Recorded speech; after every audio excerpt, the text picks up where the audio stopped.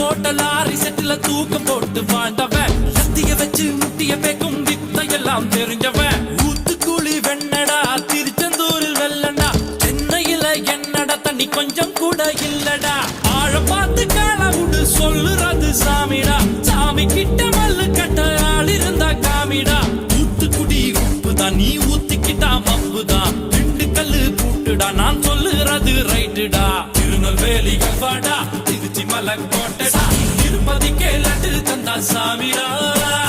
இருட்டு கட்ட அல்வாடா இட்லி கட்ட ஆயாடா உருட்டு கட்ட சத்தம் கேட்டா சாமிடா